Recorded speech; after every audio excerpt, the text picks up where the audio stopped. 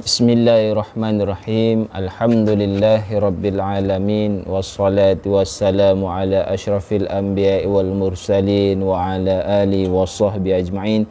Rabbi shrah li sadri wa yassir li amri wahlul 'uqdatam min lisani yafqahu qawli. Rabbi yassir wa la tu'assir ya karim. Rabbi yassir wa la tu'assir ya karim. Rabbi yassir wa la tu'assir ya karim. Wala hawla wala quwwata illa billahil aliyil azim. Alhamdulillah, pertama dan selama-lamanya kita panjatkan rasa syukur kepada Allah Subhanahu wa taala kerana dengan limpah kurnianya kita terus diberi kerahmatan, kita terus diberi keberkatan untuk meneruskan kehidupan kita di muka bumi ini. Alhamdulillah, kita dah lama tak bersiaran sebenarnya. Kalau tuan-tuan masih perempuan yang rahmati Allah sekalian masih ingat lagi, saya pernah berkata saya nak buat program kan, infak ilmu subuh. Pada sebelum ni saya pernah kongsikan bab ataupun dia punya pengenalan berkaitan dengan dalam infak ilmu subuh ni. Saya nak kongsikan ataupun nak kupas ataupun kita sama-sama nak bercerita, berbincang berkaitan dengan buku Ubah Lelah Jadi Lillah. Ubah Lelah Jadi Lillah, karangan Dwi Suwiknyo. Ni karangan dia lah. Jadi pada siri yang lepas ataupun 2 minggu lepas kalau tak silap saya, lepas tu ada beberapa perkara peristiwa yang berlaku yang tak dapat saya elakkan, jadi kita tak dapat nak bersiaran waktu subuh ni. Tapi alhamdulillah kita nak sambung kembalilah buku ini. Dan seperti mana yang tuan-tuan perempuan maklum, buku ini tujuan dia saya nak berkongsi ilmu lah. Sebab bila saya baca nampak best lah pengisian yang dalam ni. Saya tak jual lah buku ni, tapi kalau tuan-tuan berminat nak dapatkan buku ni, boleh mungkin pergi ke mana-mana kedai buku lah. Harganya kalau tulis kat buku ni RM40. Kadang-kadang kalau ada promosi mungkin ada less 20% kadang-kadang kan. So dia sangat baik lah, pada saya sangat baik. Dia membantu kita kadang-kadang dalam kita mengejar kehidupan dunia ni. Sebenarnya apa yang kita cari kan, bangun pagi-pagi contoh macam hari Ahad ni kan, apa yang tuan-tuan cari? Kita berehat bersama keluarga. Besok kita telah mula sibuk kembali, anak-anak dah mula bersekolah. Bagi anak-anak yang sekolah menengah dah mula bersekolah menengah, pada guru-guru dah masuk balik sekolah dan sebagainya. So kita dah kembali sibuk pula. Tapi kalau tuan-tuan baca buku ni, saya rasa dia boleh membantu tuan-tuan lah, membantu tuan-tuan mengurangkan rasa lelah tu. Sebab kita dah ubah lelah tu jadi lillah. Apa saja kita buat lillahi ta'ala, apa saja kita buat lillahi ta'ala. Jadi sedikit dia membantu kehidupan kita. Dan selain daripada tu, tujuan saya baca buku ni untuk mak saya lah. Mak saya tak nampak sudah hampir 11 tahun tidak mampu lagi melihat. Jadi bila saya bacakan buku ni untuk tuan-tuan, mak saya pun alhamdulillah dapatlah rezeki untuk sama-sama sekali mendengar apa perkongsian daripada saya. Secara tak langsung saya membacakan buku ini untuk ibu saya dan juga untuk tuan-tuan perempuan. Mudah-mudahan sedikit perkongsian ini dapat manfaat. Dan saya suka nak ulang sekali lagi apa yang ditulis oleh pengarang buku Dwi Suwiknyo ni. Katanya, jadikan amalan duniamu bernilai akhirat, jauhi amalan akhiratmu bernilai dunia. Cantik lah. Memang saya kata ungkapan ni sangat-sangat hebat lah tuan-tuan. Jadikan amalan duniamu bernilai akhirat, kemudian jauhi amalan akhiratmu bernilai dunia. So apa saja yang kita buat, mari kita ukur ataupun mari kita nilai perbuatan kita di dunia ini adalah perbuatan di akhirat.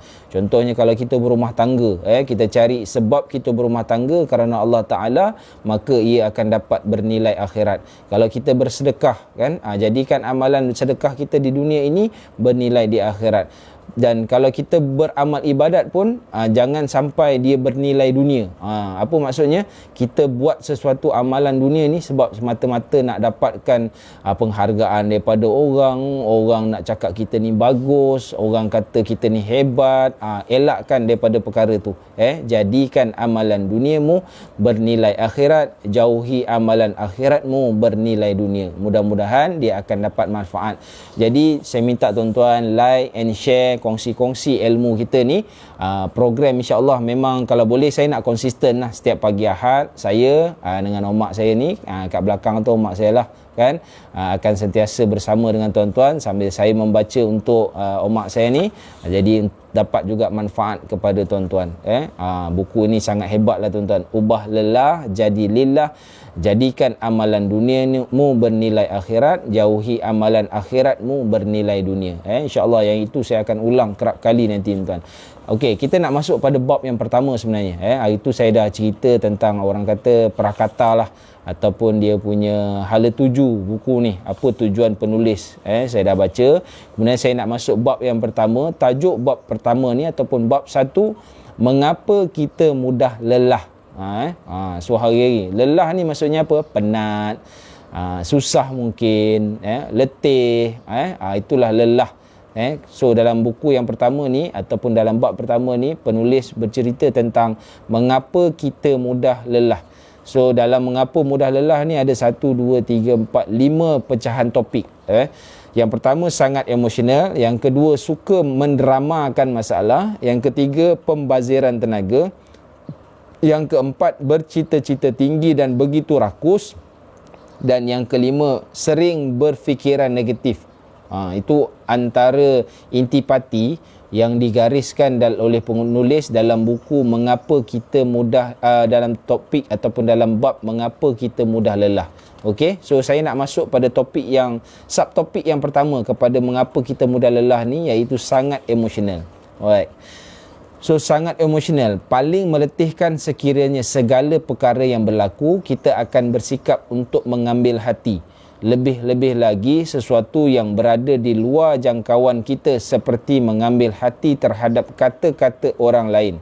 Contohnya, kerana satu kalimat sahaja benar-benar mengugat emosi sehingga mengalirkan air mata, berasa sedih, menyebabkan kemurungan, menyemarakkan api kemarahan dan menyebabkan kekesalan hati. Adakah semua itu mendatangkan keuntungan kepada kita? Jawapannya adalah tidak sama sekali.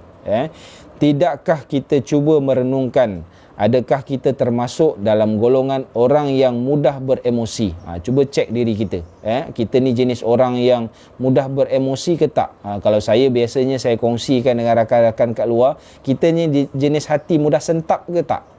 Kalau kita jenis hati mudah sentap tu kan, orang cakap sikit je cembeng, orang kata kan, orang cakap sikit je dah nangis, orang cakap sikit je dah susah, orang baru tegur cerita pasal benda lain pun kita dah terasa hati. Itu tanda hati kita mudah tersentuh ataupun mudah tersinggung.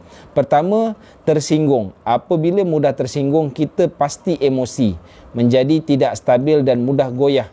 Emosi naik, turun, sedang naik, naik lagi, turun lagi, tenang, naik lagi, turun lagi, begitulah seterusnya. Seolah-olah seperti menaiki roller coaster. Sungguh meletihkan. Kita tidak akan berasa sakit hati sekiranya kita memang tidak mengizinkan hati kita disakiti. Penulis kata kita tidak akan berasa sakit hati sekiranya kita memang tidak mengizinkan hati kita disakiti. Baik ibu bapa contohnya kan, kadang-kadang kita terasa hati dengan anak-anak kita, tapi kalau kita tak mengizinkan hati kita untuk disakiti, maka kita tidak akan disakiti. Begitu jugalah kadang-kadang isteri, suami, kalau kita tidak mengizinkan hati kita disakiti, maka kita tidak akan terasa hati. So penting, sangat-sangat tajuk pertama ni, bab pertama sangat emosional ni sangat penting. Sebab apa? Dia akan menyebabkan kita mudah jadi lelah.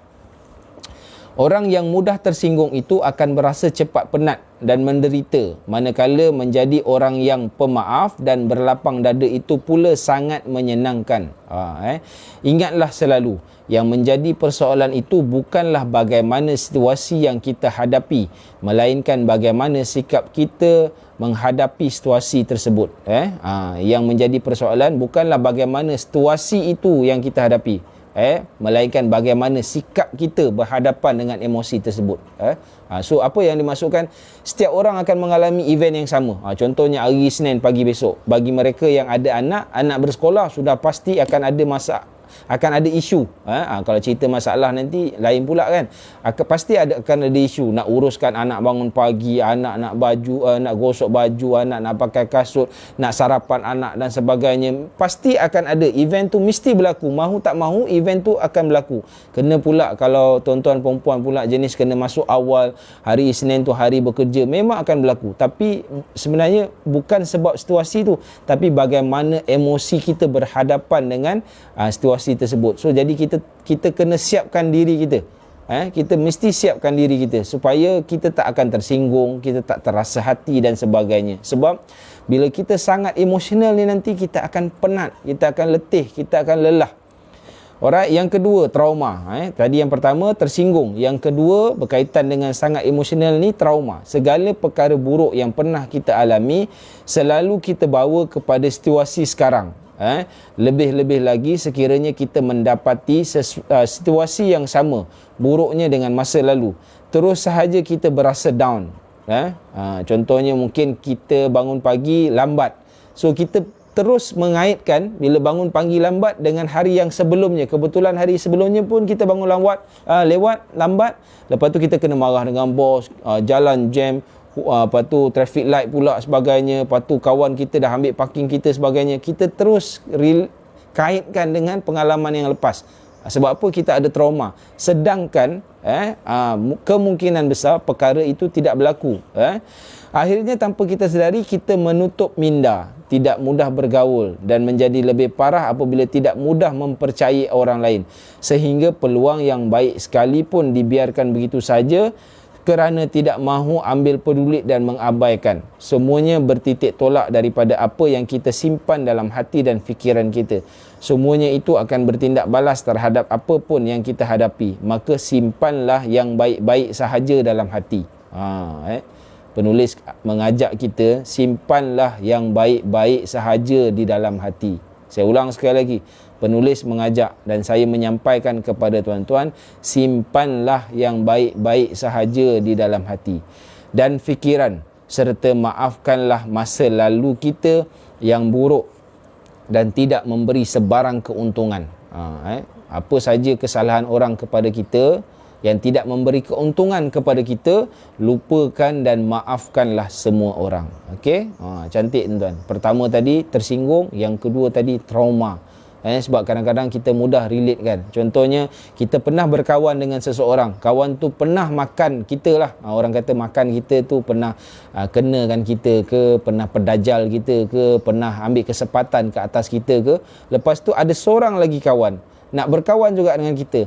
Kita terus kaitkan kawan yang nak berkawan dengan kita itu dengan kawan kita yang sebelum tu. Sebab apa? Kita ada trauma.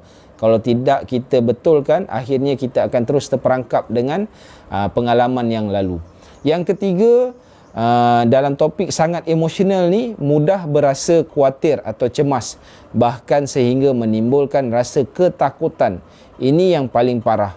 Ciri-cirinya kita suka mengurung diri, jantung rasa berdebar-debar dengan lebih kencang, sering berpeluh, pucat, tidak mampu menguasai keadaan, bahkan kita berhayal situasi yang buruk padahal kenyataannya tidak seburuk yang yang kita bayangkan. Daripada masa lalu sebagai masa yang cacat, lebih baik bersiap diri bagi menyambut masa depan yang lebih cerah. Apa yang dimaksudkan tuan-tuan? Perasaan takut, bimbang, khawatir, cemas yang tidak terarah, tidak terarah. Kalau dalam psikologi, kalau kita berbincang dalam gangguan psikologi ataupun gangguan mental, kita panggil penyakit anxiety disorder. Bimbang yang melampau lah, bimbang yang tidak terarah. Sedangkan benda tu belum berlaku lagi, tapi kita dah risau macam benda tu dah berlaku dah. Lepas tu bila kita dengar orang cakap pula, apa yang orang jadi pada orang tu pun akan jadi pada kita, sedangkan tidak semestinya akan jadi kepada orang lain. Sebab apa? Daripada masa lalu sebagai masa yang cacat, daripada melihat masa lalu masa yang cacat, lebih baik bersiap diri bagi menyambut masa depan yang lebih cerah. Ini kata-kata penulis tuan. Hebat kan kata-kata dia. Kagum tuan, sangat hebat. Dia kupas dengan baiklah pada saya. So daripada kita memikirkan ataupun kita merenungkan masa lalu yang cacat, yang tak baik kan, maksudnya kita fikir pasal semalam contohnya, mungkin semalam ada satu peristiwa yang mungkin orang kata apa, mengganggu pemikiran kita. Lebih baik kita menyiapkan diri kita menyambut masa depan yang lebih cerah. Dah tahu pengalaman semalam tu macam tu, so apa tindakan kita untuk memperbaiki masa depan kita? Kalau itu yang kita boleh buat, itu yang lebih baik. Satu-satunya cara bagi menghilangkan rasa khawatir adalah dengan berkomunikasi dengan diri sendiri. Semuanya akan baik-baik sahaja. Ni kalau dalam psikologi kita panggil self talk. Bercakap dengan diri kita. Kalau tuan-tuan contohnya nak berhadapan dengan situasi baru dalam kehidupan tuan-tuan, contohnya tuan-tuan dinaikkan pangkat, tuan-tuan akan berjumpa dengan bos baru. So orang semua takut, bos lah, semua orang dah ada tanggapan. Lepas tu kena pula kita pernah ada satu pengalaman bos yang dulu yang memang garang, yang suka maki hamun contohnya kan. So bercakap dengan diri sendiri, apa ayat dia yang kita kena letak dekat statement mind kita ni adalah statement pemikiran kita ni adalah semuanya akan baik-baik sahaja. Ini pilihan kata-kata yang dicadangkan oleh penulis lah. Tuan-tuan boleh pilih apa-apa sahaja bahasa yang kenyataan yang dekat dengan diri tuan-tuan untuk tuan-tuan hadapi tu. Contohnya kalau dalam situasi tersebut nak jumpa bos baru tadi, mungkin tuan-tuan perempuan boleh gunakan perkataan macam bos tu manusia juga. Macam tu contohnya kan, ataupun mana-mana bos pun garang-garang dia pun, aku kerja macam biasa je, contohnya. So buat pilihlah perkataan. Kalau dalam situasi bos tu lah, kalau dalam situasi lain lah ayat dia. Cuma yang dicadangkan oleh penulis, semuanya akan baik-baik sahaja. Ada satu kisah yang dikongsikan oleh penulis, saya bacalah. Seorang pemain ski yang baru belajar meluncur salji pasti berasa takut ketika hendak meluncur dengan papan skinya atau papan luncur saljinya. Beliau berasa bimbang dan merasa sesuatu yang buruk akan terjadi ketika beliau meluncur. Apabila memikirkan semua itu membuatkannya hanya berdiri di atas papan luncur dan tidak berani meluncur.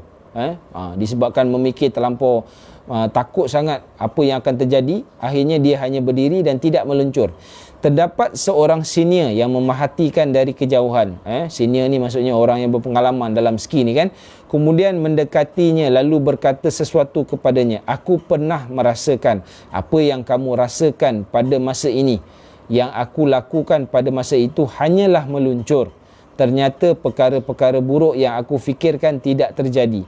Sebab dengan sendirinya aku boleh bergerak ke kanan dan ke kiri, membelok melewati alur-alur itu sehingga sampai di hujung sana. Apabila mendengar kata-kata positif daripada seniornya ataupun orang yang berpengalaman itu, beliau pun tersenyum lalu bergegas untuk meluncur. Memang benar, beliau mampu melewati alur yang sedikit melandai. Beliau melayang sedikit tetapi selamat sampai ke destinasi. Perkara-perkara buruk yang sempat beliau fikirkan pada awalnya sama sekali tidak terjadi. Nampak dalam contoh ni kan, ini meluncur salji. So terpulanglah, mungkin situasi ini tak berlaku kepada tuan-tuan, tapi kalau tuan-tuan perempuan boleh kaitkan apa benda yang pertama kali tuan-tuan nak hadapi, kemudian itulah pertama kali dan kita tak pernah merasainya, kita pun dah dapat pandangan dan sebagainya. So insyaAllah dengan kata-kata positif, orang lain itu akan mampu mengubah tingkah laku kita ataupun perbuatan kita. Ingatlah, kebahagiaan itu tidak bergantung pada siapa diri kamu atau apa yang kamu miliki, tetapi bergantung sepenuhnya apa yang kamu fikirkan. Saya ulang sekali lagi, ingatlah, kebahagiaan itu tidak bergantung pada siapa diri kamu atau apa yang kamu miliki, tetapi bergantung sepenuhnya pada apa yang kamu fikirkan. Cantik tuan-tuan. So apa yang kita fikirkan. So sebab tu digalakkan kalau tuan-tuan berjumpa dengan psikologis, tuan-tuan berjumpa dengan kaunselor, memang sangat digalak-galakkan. Fikir positif, fikir yang baik-baik, fikir yang baik-baik. Dalam buku ni juga, saya nak habis dah ni. Dalam buku ni juga dia ada buat aktiviti. buat aktiviti. Kalau tuan-tuan ada beli buku ni, kalau tuan-tuan nak ikuti saya punya infak infak ilmu subuh ini, tuan-tuan boleh cari buku ni, nanti kita baca sama-sama, dan sambil-sambil tu tuan-tuan boleh buat. Dalam buku ni dia ada tulis ayuh refleksi, cadangan kat sini, cuba ingat apa yang menyebabkan kamu mula berasa sensitif dan mudah tersinggung. Senaraikan. Senaraikan. Kemudian cuba ingat lagi apa yang membuatkan kamu trauma bagi melakukan ataupun mencuba sesuatu. So senaraikan. Dalam kat sini dia ada letak 5, 6, 7, terpulanglah pada kita kan. Kalau tak banyak mungkin ada 2, 3 sajalah. Cuba ingat lagi apakah yang menyebabkan kamu mudah berasa cemas ataupun khawatir. Dia suruh kita senaraikan. So daripada situ nanti kita akan kupas satu persatu lah. So kita akan tengok, cuba kaitkan dengan topik yang dia penulis senaraikan tadi, iaitu dalam bab pertama ni sangat emosional. Sebab bila kita terlampau emosional, kita terlampau beremosi, itu menyebabkan diri kita letih, lelah, penat. So dalam buku ni dia bagi macam ada tugasan. Dia ada tugasan kat dalam buku ni. So mudahlah pada saya, pada tuan-tuan yang nak dapatkan buku ni, so dia ada tugasan. Dan akhirnya tuan-tuan, lihat, dengan mengetahui sebab-sebab itu, sekarang kita boleh lebih waspada, lebih berhati-hati dan lebih bersiap sedia sekiranya situasi yang buruk itu datang menyapa tanpa kita sedari. Apa tujuan kita senaraikan tadi? Senaraikan apa yang menyebabkan kita mudah tersinggung, menyeraikan apa yang mudah kita trauma, apa yang menyebabkan kita mudah terasa cemas ataupun khawatir. Tujuannya adalah untuk kita lebih berhati-hati, kita lebih bersiap sedia sekiranya situasi yang buruk itu datang menyapa diri kita tanpa kita sedari. Itu tujuan dia. Itu tujuan dia. So cantiklah tuan-tuan. Kupasan daripada bab yang pertama ni, mengapa kita mudah lelah? Rupanya kita ni sangat emosional. Kita terlampau emosi. Terlampau memikirkan perkara yang mungkin belum terjadi lagi, tapi kita dah fikirkan. Kita terlampau memikirkan masa depan kita ni teruk, sedangkan belum jadi lagi kan. Kita terlampau memikirkan susahnya, padahal kita belum buat lagi. Kita terlampau memikirkan rintangan-rintangannya, tapi belum buat lagi. So banyak berfikir menyebabkan emosi kita terganggu, dan banyak emosi kita menanggung beban. Maka sebab itulah seseorang itu mudah letih dan lelah. Jadi kita nak ubah lelah jadi lillah, nak jadikan amalan duniamu bernilai akhirat, nak jauhi amalan akhiratmu bernilai dunia. Okey? So itu bab pertama, subtopik yang pertama. InsyaAllah pada Ahad minggu depan kita akan sambung cerita tentang suka mendramakan masalah. Ini juga menyebabkan seseorang itu mudah lelah.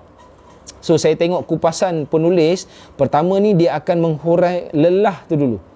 Lelah, penat, susah, sakit mungkin. Ikutlah definisi masing-masing lelah ni apa. Lepas tu nanti penulis pada bab ataupun separuh masa yang kedua nanti, ataupun separuh buku ni nanti, dia akan mengajak kita macam mana kita nak ubah apa aktiviti kita ni kepada lillahi ta'ala. Jadi bila kita ubah lillahi ta'ala, setiap perbuatan kita, makan kita, tidur kita, duduk kita, macam saya berkongsi dengan tuan-tuan ni, kalau saya dengan niat nak menunjukkan kehebatan saya, kalau saya dengan niat nak bagi tahu dengan tuan-tuan saya ni hebat, tuan-tuan tidak, kalau saya dengan niat macam saya ni yang bagus, tuan-tuan tak bagus, maka rugilah saya, sebab saya akan dapat amalan akhirat bernilai dunia. Amalan akhirat, apa yang saya buat ni, menyampaikan ilmu ni amalan akhirat, tetapi nilai ni dunia saja. Jadi tak betul lah niat saya tu. Tapi saya ubah niat ni. Yang pertama, saya nak lillahi ta'ala, saya nak menyampaikan ilmu mudah-mudahan ilmu yang saya sampaikan ni saya dapat manfaat dan tuan-tuan perempuan yang dirahmati Allah juga dapat manfaat. Jadi kita akan dapat jadikan amalan duniamu bernilai akhirat.